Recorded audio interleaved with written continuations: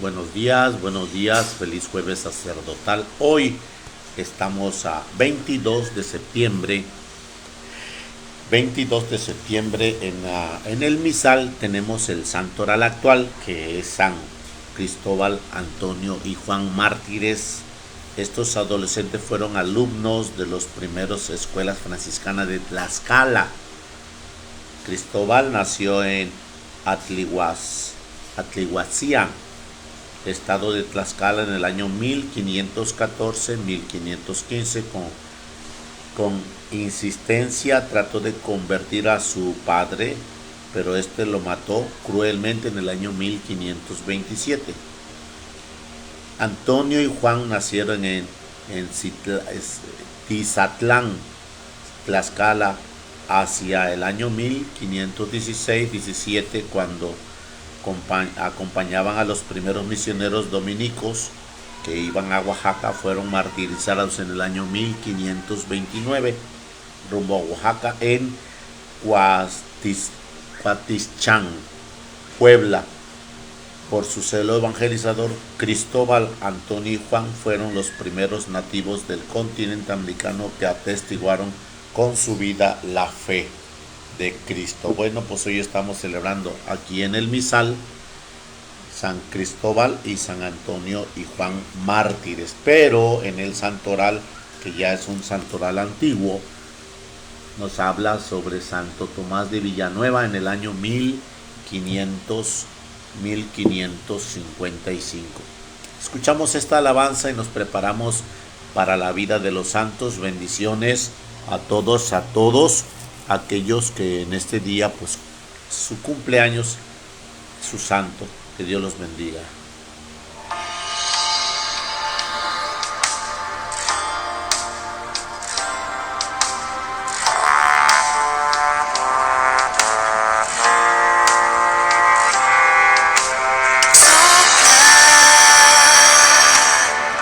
Como suave brisa, siempre sopla, como viento que renueva, sopla.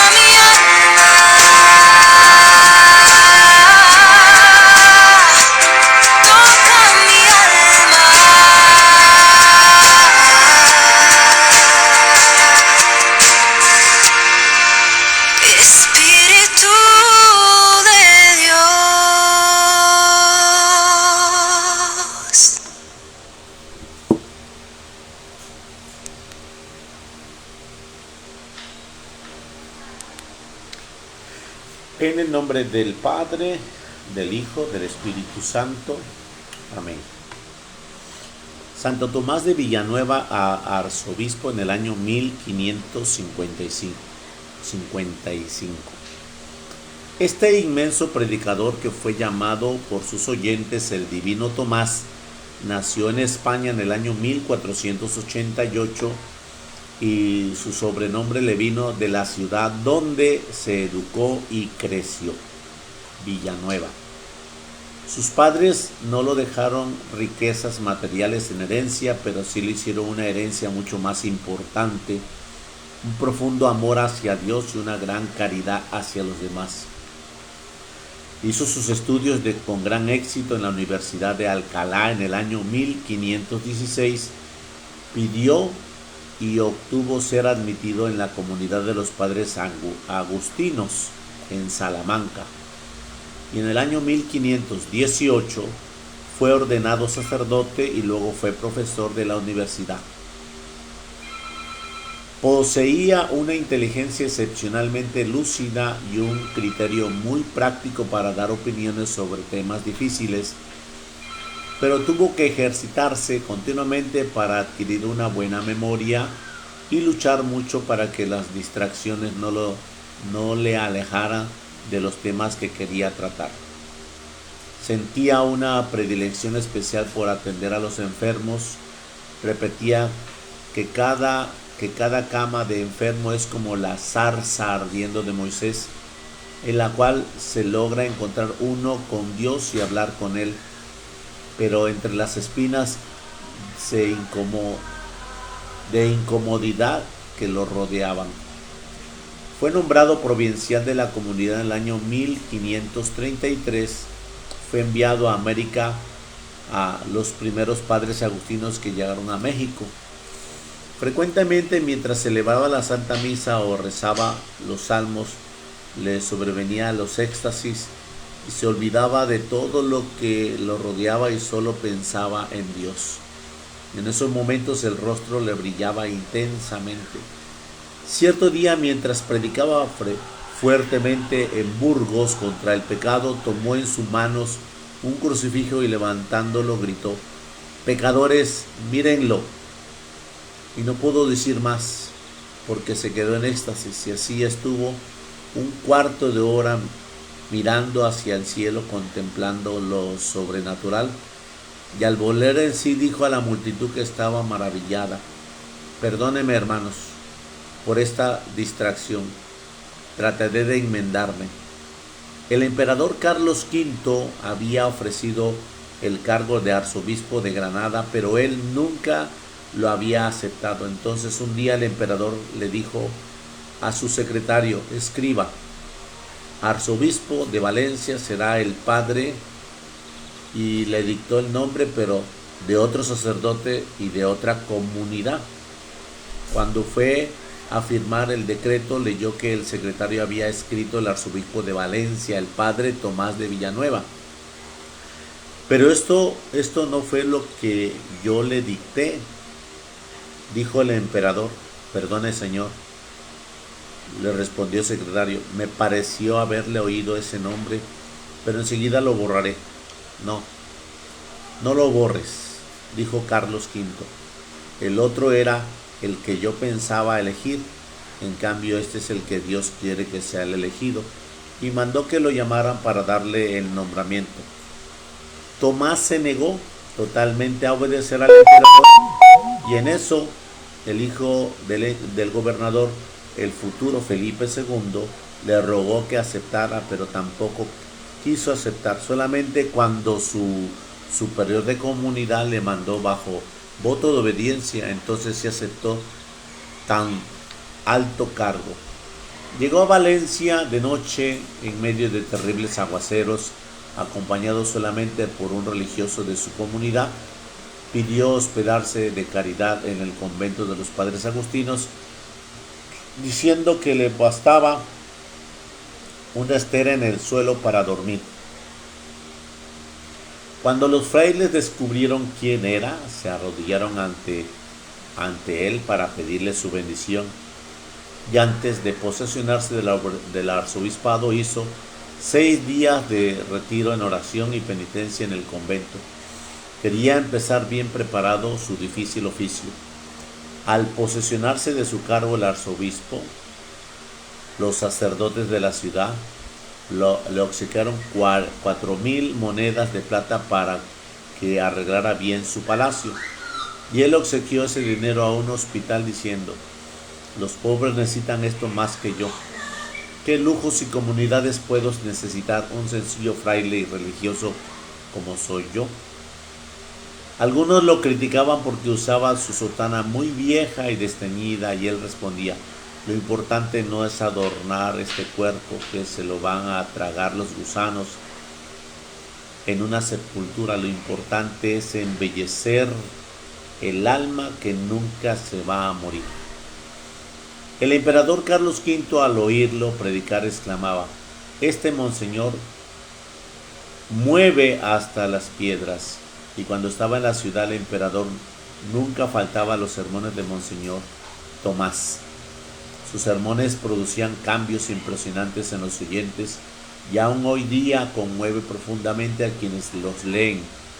La gente decía que Tomás de Villanueva era como un nuevo apóstol San Pablo, enviado por Dios para transformar a los pecadores. Lo que más le interesaba era transformar a sus sacerdotes y a lo menos cumplidores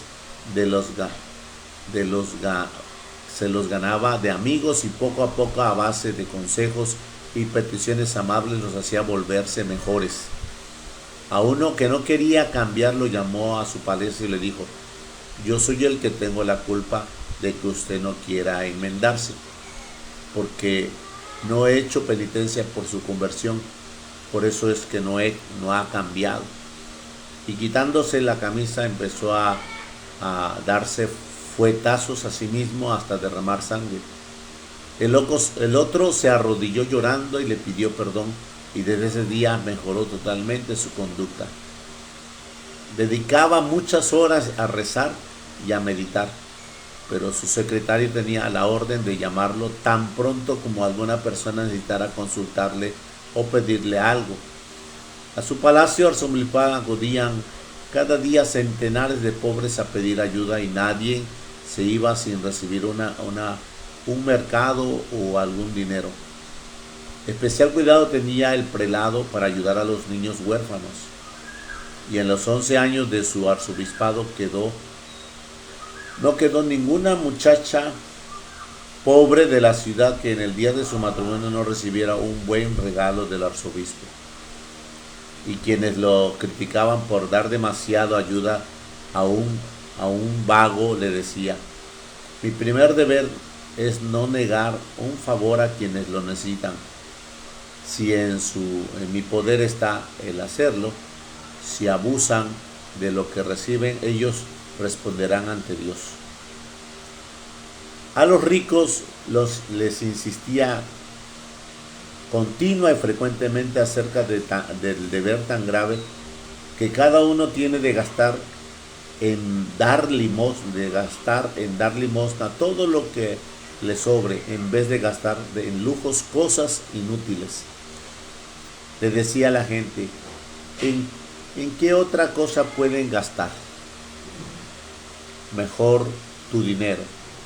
¿En pagar tus culpas a Dios haciendo limosnas? Si quieres que Dios oiga tus oraciones, tienes que escuchar la petición de ayuda que te hacen los pobres. Debes anticipar y participar en ayudar a los que no se atreven a pedir. Algunos le decían que debía ser más fuerte y lanzar maldiciones contra los que vivían en unión libre.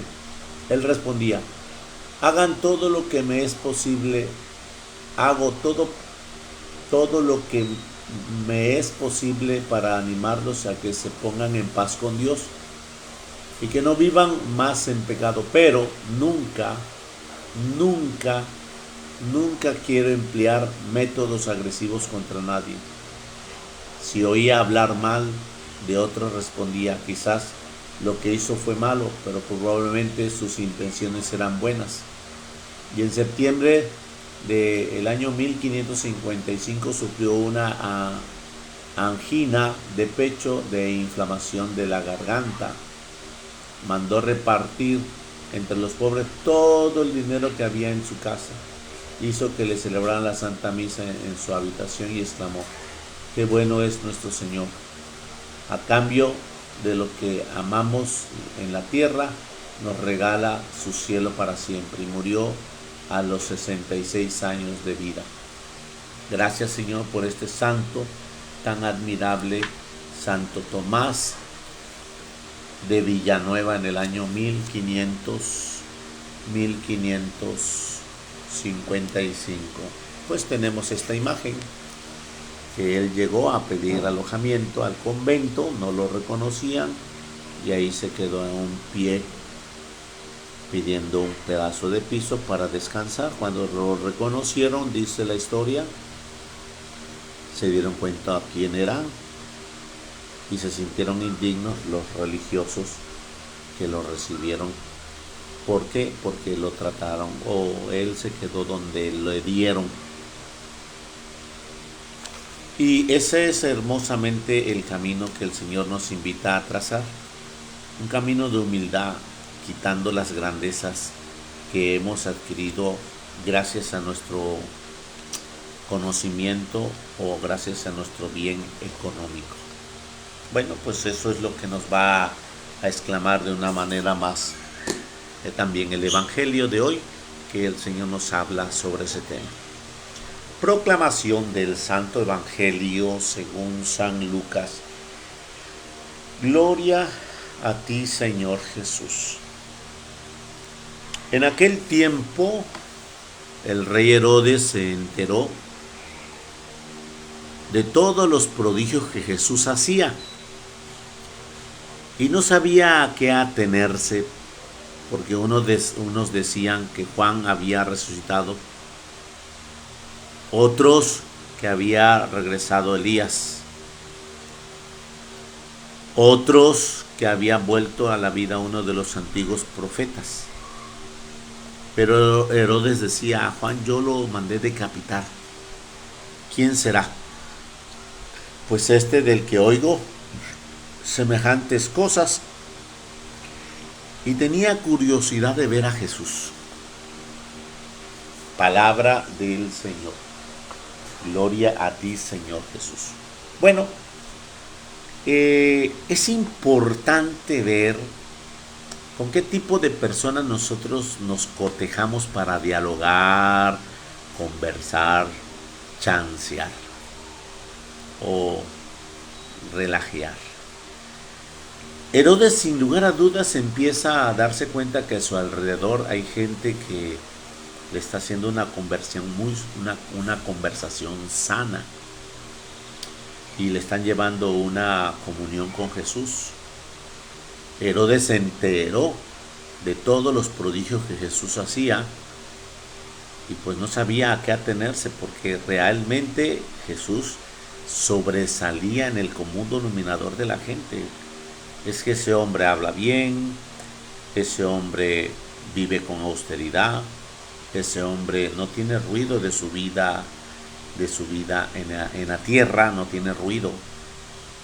Ese hombre por consiguiente hace milagros. Entonces no sabía a qué atenerse, porque unos le decían, escuchen bien como dice, unos le decían.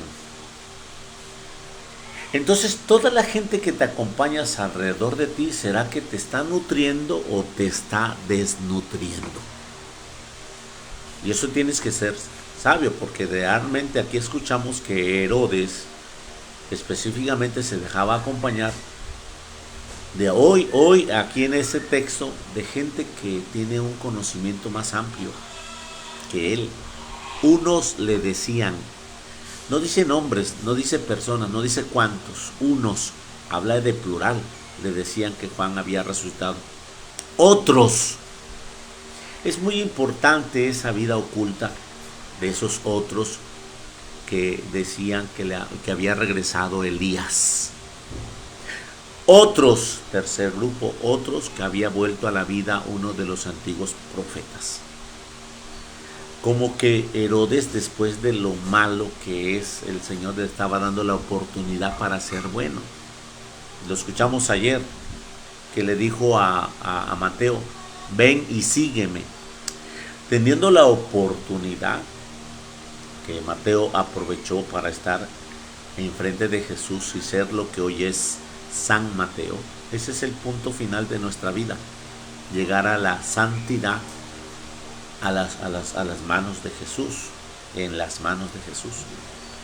Entonces, en ese contexto, ¿cuántas personas tenía alrededor Herodes para tener ese espíritu de enmendar su vida equivocada? De tal manera que escuchamos que Herodes recordaba en su sentir, a Juan yo lo mandé decapitar.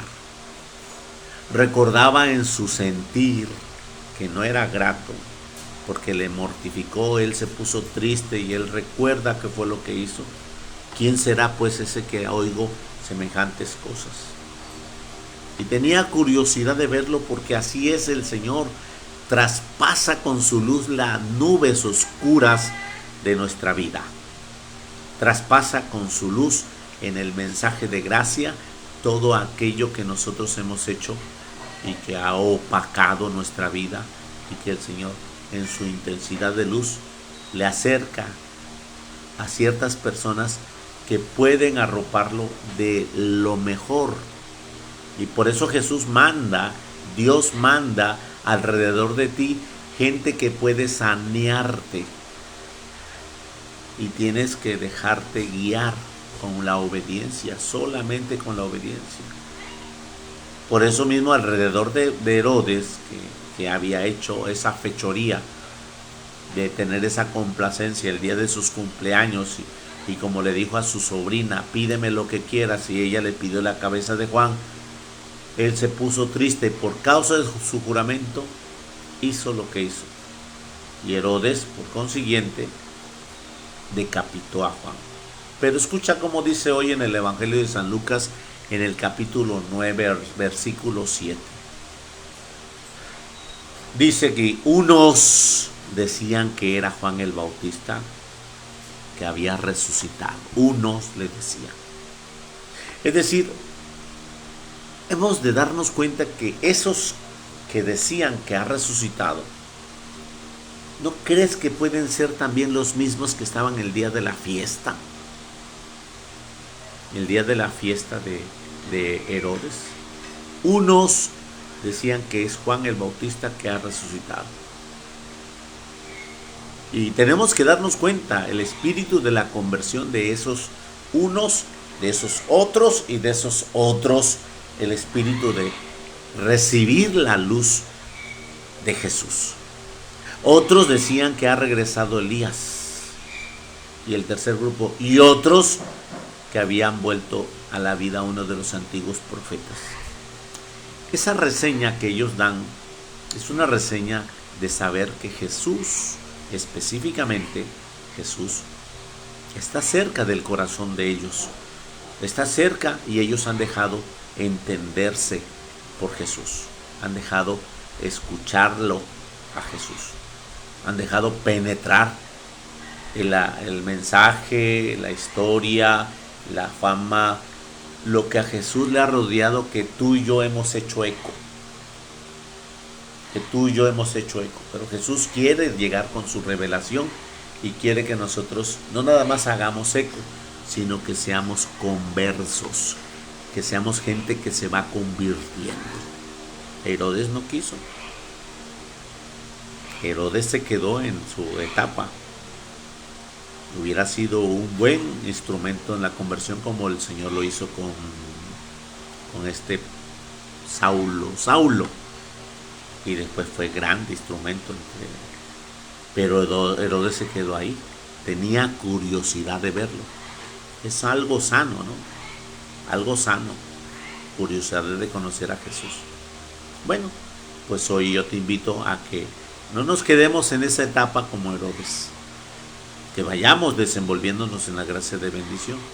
Y bueno, como ahora en este personaje que hoy hablamos, en la vida de los santos, Villanueva, Santo Tomás de Villanueva, pues que nosotros vayamos teniendo esa obediencia específica en el camino que el Señor nos traza en todo este día sacerdotal, en todo este día de gracia y bendición que estamos celebrando a Jesús Eucaristía.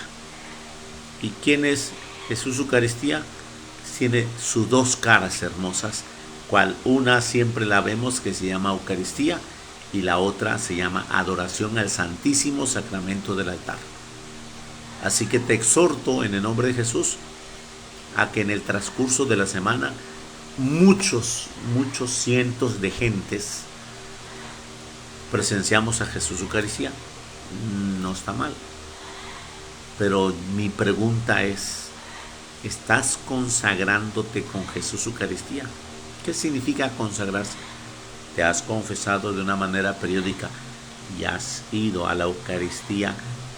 No nada más ir, sino consagrarte. Como dice, hagamos esto en conmemoración mía. ¿Qué significa conmemorar? Que tú y yo lo celebremos. Y celebrar significa que no tiene que pasar Jesús enfrente de ti. Celebrar significa: yo vengo a estar contigo, Señor, y deseo abrirte mi corazón. Y comulgar, y comulgar, y comulgar. Así que en esta mañana de jueves sacerdotal, el Señor nos está invitando a tener abierto nuestro corazón y a estar dispuestos en su gracia y en su presencia.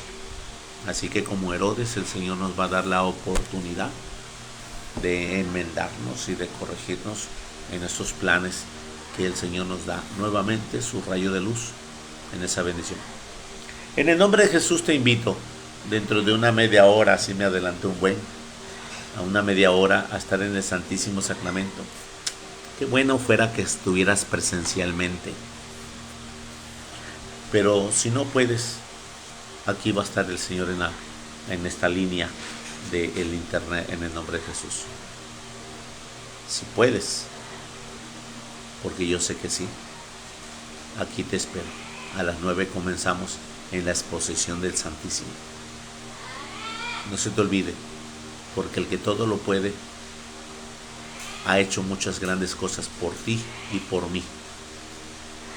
Y al que todo lo puede, tenemos que hacer también nosotros lo posible por estar con Él hoy, aquí y ahora, en el jueves sacerdotal, para ver la segunda fase de la comunión: adorar, entregar todo lo que el Señor nos ha dado en la adoración al Santísimo. Así que, ¿sabes dónde está la adoración del Santísimo Perpetuo? Pasa y pasa, y quédate media hora, 20 minutos, una hora, cada vez que puedas, y aunque no lo creas, verás el cambio de tu vida en el Señor. Bendiciones a todos. Feliz jueves sacerdotal, en el nombre del Padre, del Hijo, del Espíritu Santo. Amén. Que Dios te colme de gracia y bendición. Te espero en un momento. También las confesiones a las 9 de la mañana. Ahí estaremos para el Señor y para ti. Dios te ama.